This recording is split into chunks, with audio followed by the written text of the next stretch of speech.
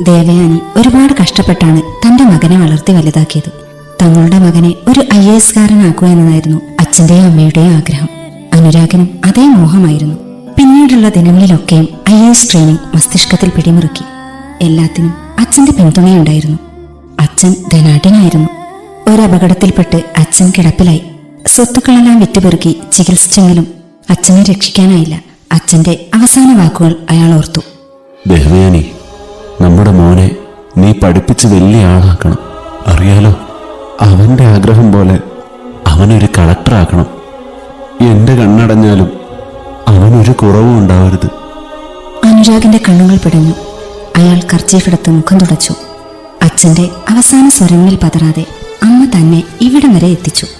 അച്ഛൻ എപ്പോഴും ചോദിക്കുമായിരുന്നു, എന്റെ മോനെ ഒരു ഉദ്യോഗസ്ഥനായി കാണാൻ എനിക്ക് നിയോഗമുണ്ടാവോ ദേവു?